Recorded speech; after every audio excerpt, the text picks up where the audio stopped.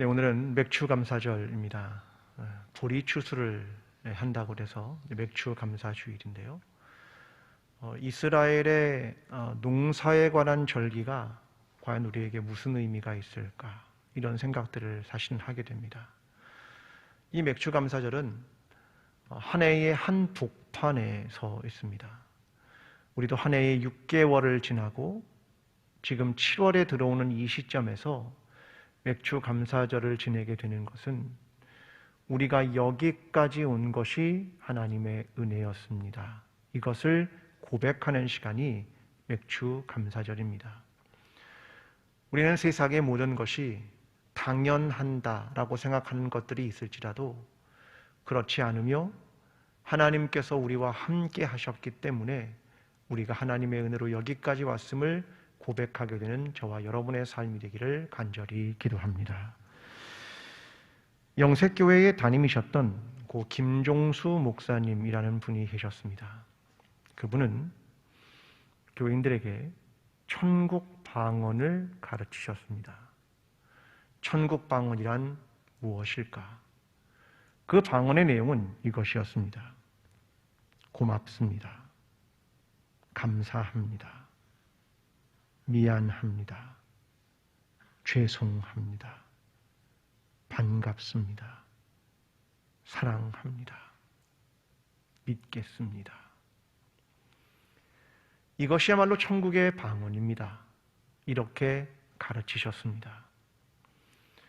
어쩌면 누구나 해야 할 당연한 이야기들, 그 당연한 이야기들이 사라진 세상 속에서 이것이 천국의 방언이 된 것은 아닐까? 누군가가 고맙게 하면 고맙습니다 라고 말하는 것이고, 누군가에게 잘못을 했으면 미안합니다 라고 말하는 것이 어쩌면 당연한데, 이것이 천국 방언이라고 가르치신 것은 교회가 그러하지 못했기 때문일 것입니다. 제가 미국 유학 시절 미국에서 부모님들이 아이를 길거리에서 가르치는 것들을 자주 목격했습니다. 부모님이 가르치는 것 크게 두 가지가 있었습니다. 첫 번째, 제가 가장 많이 들었던 말은 이겁니다. Say thank you. 아이한테 부모님이 가르칩니다. Say thank you. 감사하다고 말해야지, 그 말입니다.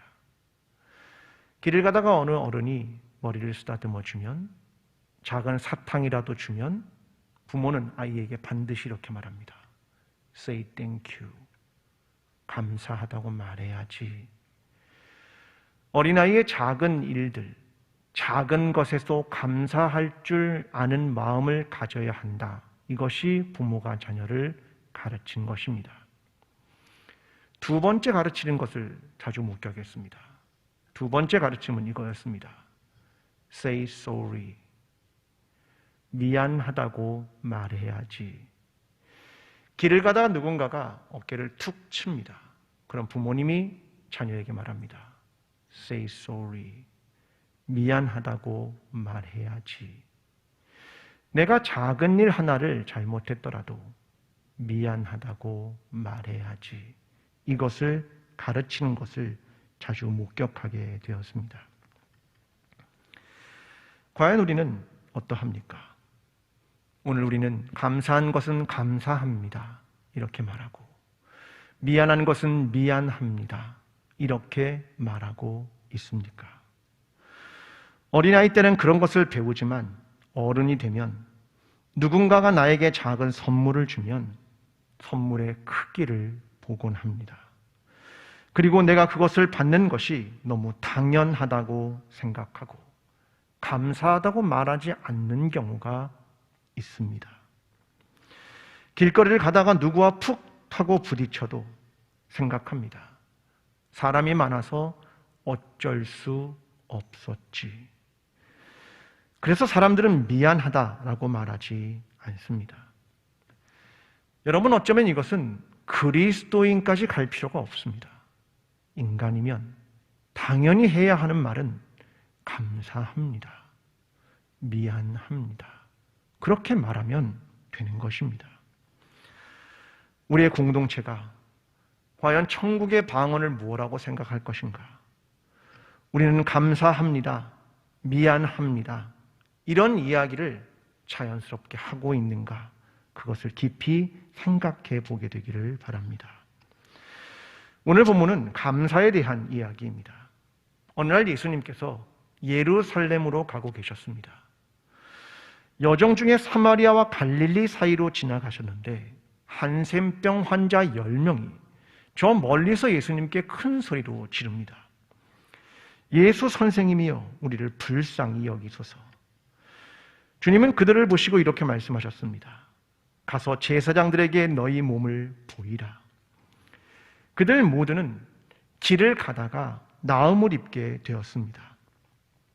그런데 그 중에 한 사마리아 사람이 그가 나은 것을 보고 하나님께 영광을 돌리며 예수님께 돌아와서 발 아래 엎드려 감사합니다라고 이야기합니다. 주님은 10사람 중 9은 어디 있느냐라고 물으시면서 내 믿음이 너를 구원하였느니라 라고 말씀했다는 내용입니다. 저는 지난주에 어떤 한 목사님의 설교를 들으면서 깜짝 놀란 내용이 하나 있었습니다. 그분은 로빈 월 키머러라는 사람의 말을 인용했습니다. 내용은 이렇습니다. 감사를 표현하는 것은 순진무구해 보이지만 혁명적 개념이기도 하다. 소비사회에서 만족은 급진적 태도다. 처음엔 저 말이 도저히 이해가 되지 않았습니다. 어떻게 감사를 표현하는 것이 혁명적 개념이고 만족이라는 것이 급진적 태도인가? 그게 잘 이해가 되지 않았습니다. 여러분, 우리는 성공이라는 사회와 소비라고 하는 사회를 살아갑니다. 인간들은 끝없이 무엇인가를 욕망하며 더 많은 소비를 하고자 하고 또 더 높은 자리에 올라가려 하고 자기가 생각하는 성공과 성취를 이루고자 하는 것이 인간입니다. 그래서 그 인간들은 끝없는 욕망이 있기 때문에 만족과 감사가 없는 겁니다. 끝없이 불만족스럽고 끝없이 과소비를 하게 되는 것입니다. 그래서 감사와 만족이란 소비와 성공의 사회에 타격을 가하는 혁명적 개념이다. 이렇게 설명하는 것입니다. 여러분, 전도서 기자는 전도서 5장 10절에 이렇게 말합니다.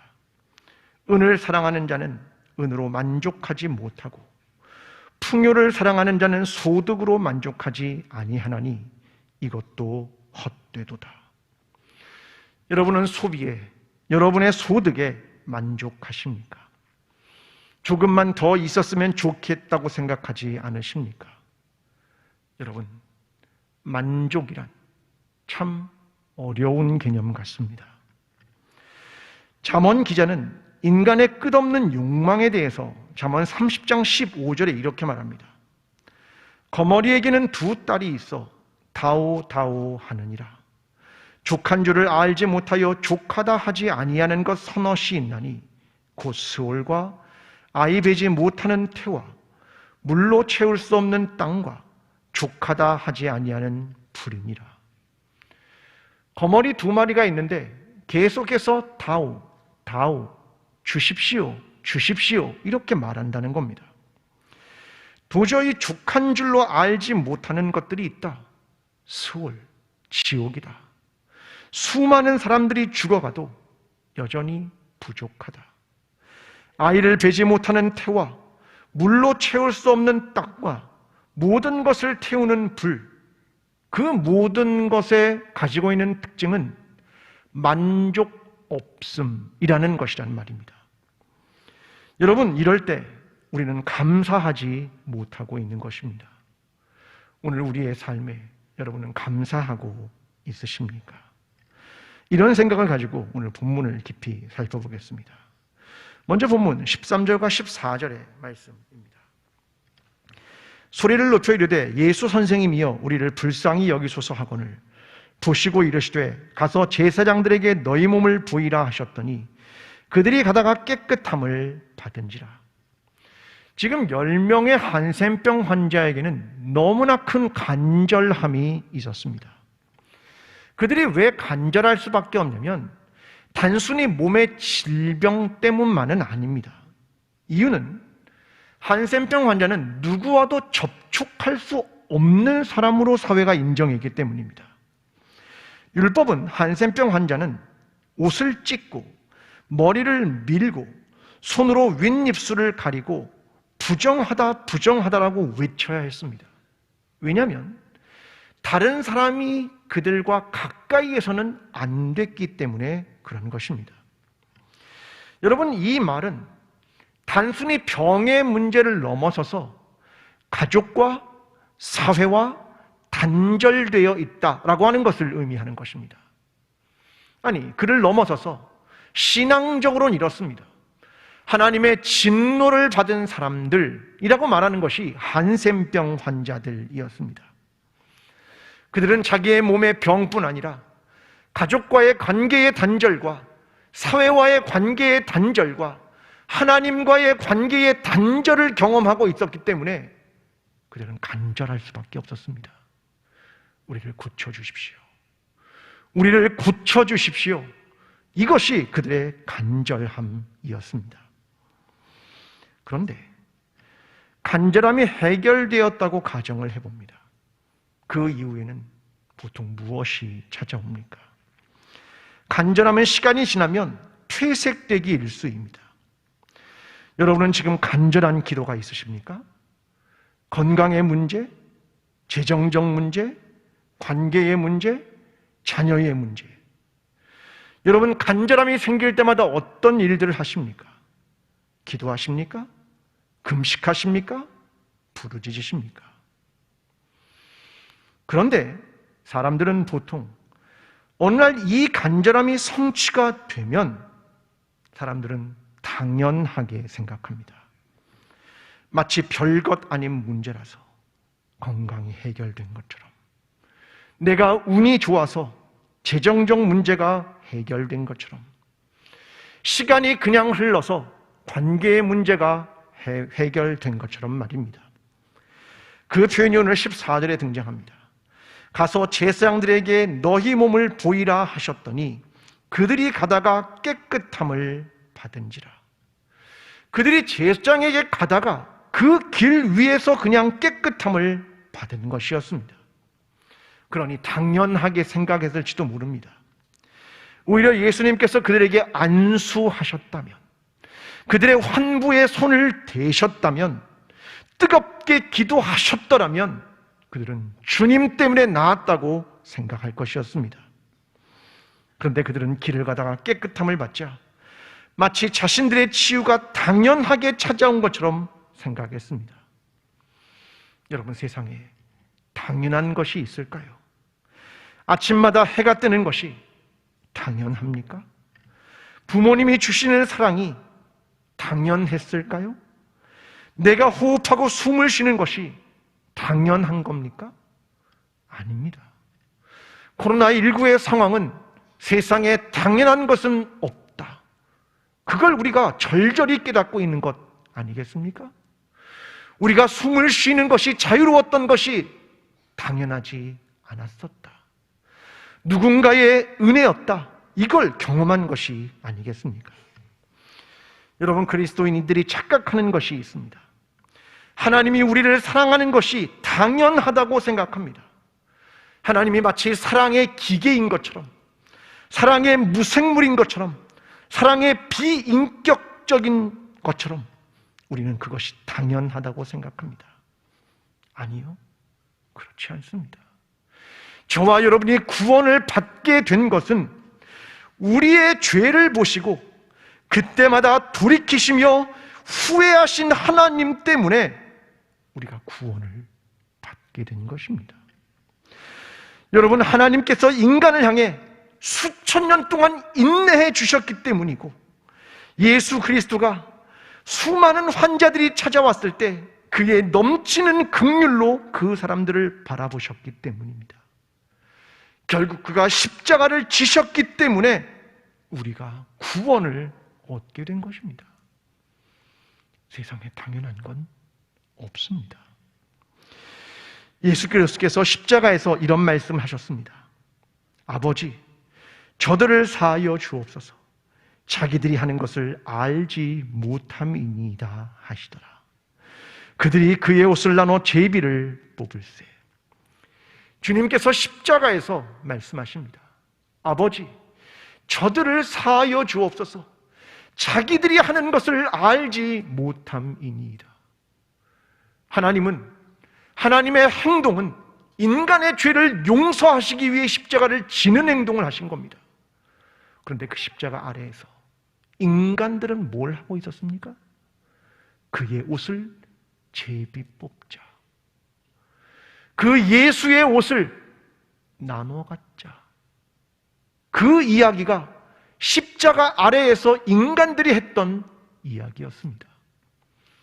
하나님의 행동과 인간의 행동이 너무나 극명하게 대조되고 있는 구절입니다.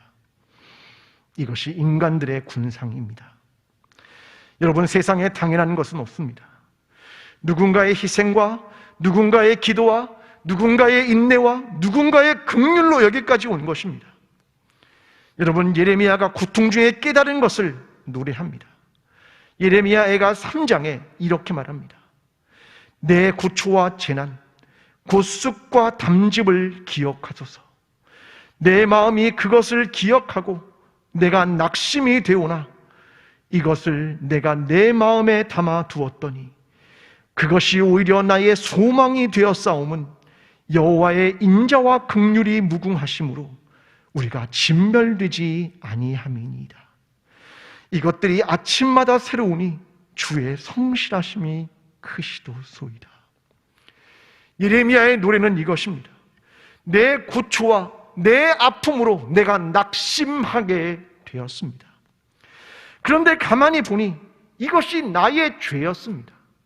그런데 내가 여전히 살아있는 걸 보니, 하나님이 나를 진멸하지 않으신 걸 보니 이것은 여호와의 성실하심, 인자하심, 긍휼하심이었습니다. 나는 아침마다 내가 살아있는 걸 보고 하나님의 성실하심을 그 아침마다 깨닫습니다. 이것이 예레미야의 고백이었습니다. 여러분, 오늘 우리가 구원받은 것은 예수 그리스도의 십자가 때문이며 하나님의 인내와 사랑 때문입니다. 그래서 오늘 우리는 살아있음을 감사하는 일, 이것을 잊어서는 안 되는 것입니다.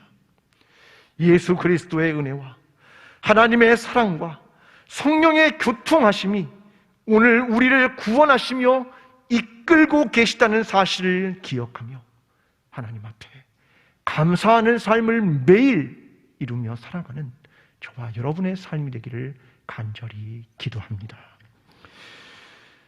오늘 본문의 내용은 치유의 사건의 핵심이 아닙니다. 오늘의 본문의 내용은 감사에 대한 이야기를 하는 것입니다. 감사라고 하는 것을 깨달아라. 오늘 본문 15절과 16절은 이렇게 말합니다.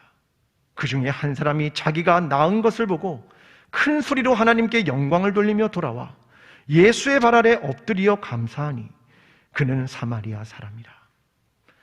한센병 환자 중 한 사람이 돌아왔습니다.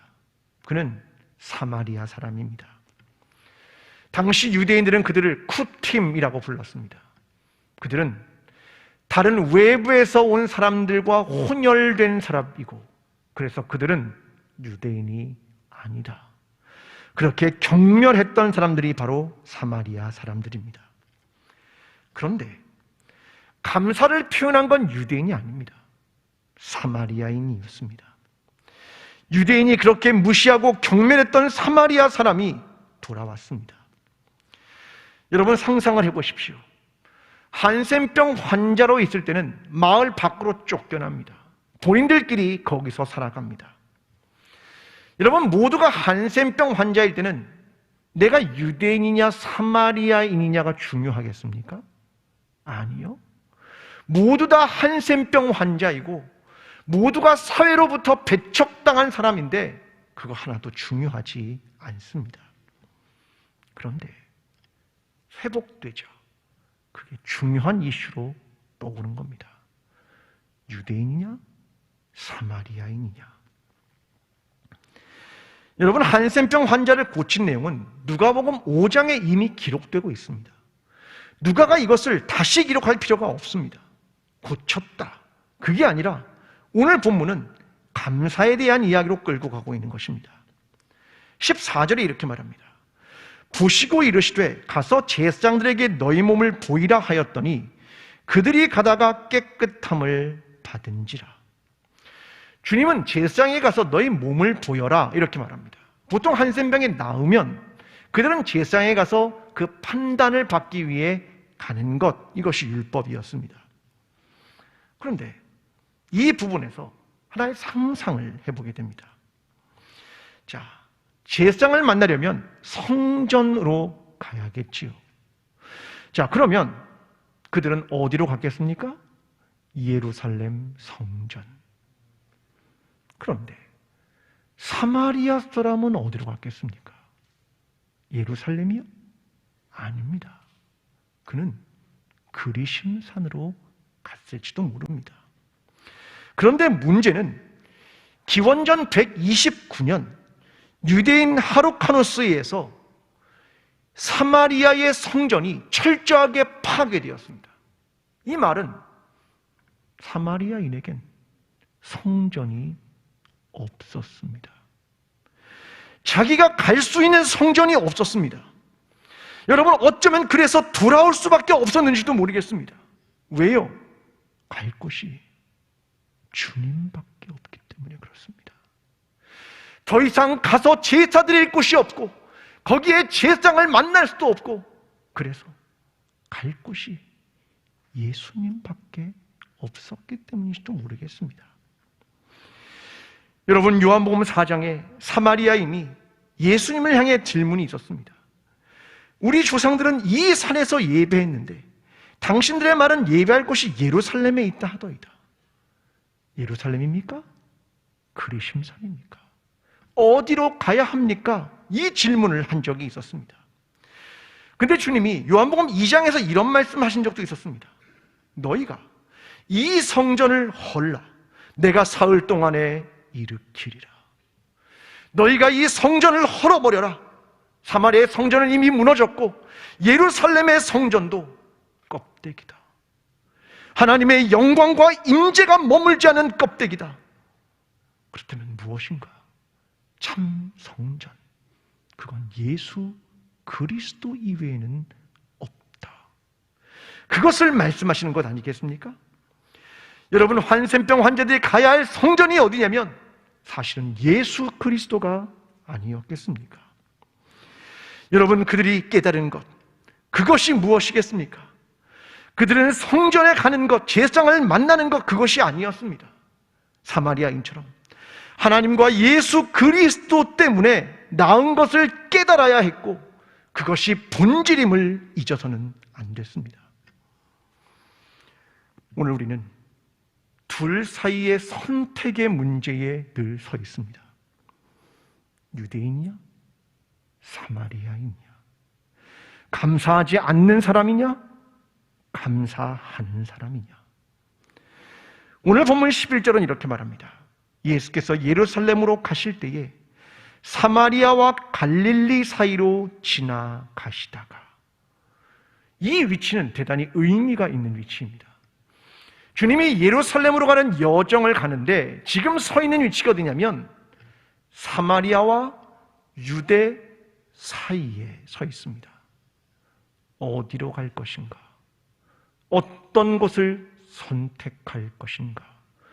마치 그 위치는 그런 질문을 하는 것 같습니다. 유대인이 될 것이냐? 사마리아인이 될 것이냐? 감사하는 자가 될 것이냐? 감사하지 않는 자가 될 것이냐? 성전을 찾는 자가 될 것이냐? 예수 그리스도를 찾는 자가 될 것이냐? 오늘 우리는 똑같은 질문을 받고 있는지도 모릅니다. 주님은 18절에 말씀하십니다.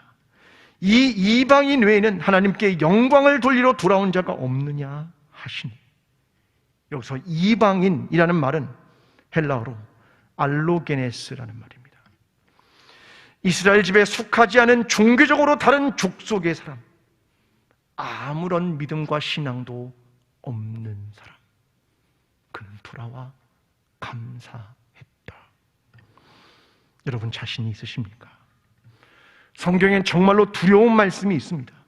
마태복음 19장 30절. 그러나 먼저 된 자로서 나중되고 나중된 자로서 먼저 될 자가 많으니라.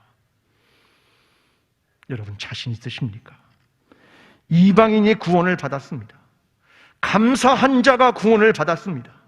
예수 그리스도를 찾은 자가 구원을 받았습니다. 주님은 말씀하십니다. 그에게 이르시되 일어나 가라, 내 믿음이 너를 구원하였느니라 하시더라. 믿음 있는 자가 구원을 받았습니다.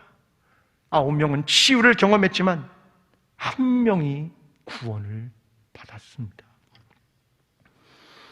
우리가 잊으면 안 되는 것이 하나 있습니다. 이 사마리아인이 사용했던 단어의 동사입니다. 15절입니다. 그 중에 한 사람이 자기가 낳은 것을 보고 큰 소리로 하나님께 영광을 돌리며 돌아와. 여기에 중요한 동사 2개가 등장합니다. 하나는 보고, 또 하나는 돌아와입니다. 여기서 보고라는 이 말은 영적인 각성입니다. 자기가 낳은 것을 봤다. 아, 낳았구나. 아, 그렇구나. 라고 하는 영적인 각성입니다. 또 하나는 돌아와 라고 하는 회심입니다. 여러분, 구원은 어떻게 온다고 생각하십니까? 하나님이 어떻게 하는가를 제외하고 우리말입니다. 그것은 영적인 각성과 회심, 그것이 구원을 이루는 것입니다. 예수님은 그의 믿음을 보고 그를 구원하신 것입니다. 여러분, 오늘 우리는 깊이 생각해야 합니다. 오늘 나에겐 영적인 각성이 있는가? 난 오늘 영적인 각성을 하고 있는가? 난 오늘 또다시 회심하고 회개하며 돌아오고 있는가? 여러분, 이것이 없으면 구원이 없습니다. 여러분, 중요한 것은 영적인 각성과 회심에 있는 자가 감사할 수 있다는 것입니다. 내 노력과 내 수고로 이룬 것이 아닌 것임을 깨달아야 하는 것입니다. 사랑하는 성도 여러분, 깊은 깨달음 속에 들어오십시오. 그리고 깊은 회심 속에 들어오십시오. 우리는 하나님의 우리를 인도하신다고 하는 그 믿음 속에, 그리고 하나님의 은혜로 여기까지 왔다는 것을 잊지 않으며 오늘 감사해야 하는 것입니다. 오늘 저와 여러분이 예수 그리스도의 사랑과 그의 치유였음을 깨닫고 주님께 돌아와 감사하게 되는 저와 여러분, 광주 제일교회가 되기를 간절히 축원합니다. 기도하겠습니다. 사랑하는 하나님 아버지, 우리는 죄인입니다.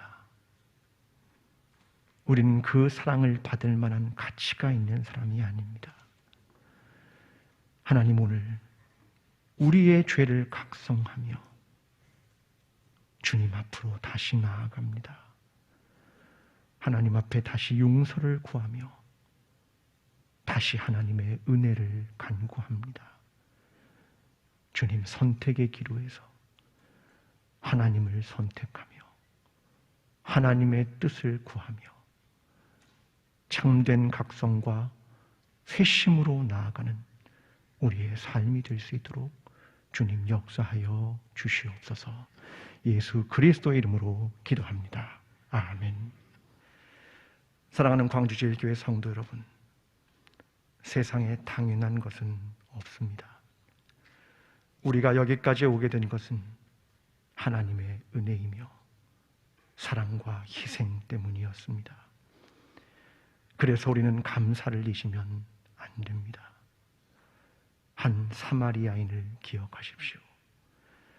회복을 당연한 것으로 여기지 않고 영적인 각성과 회심을 통해 예수님 앞으로 나와 감사한 일을 기억하십시오.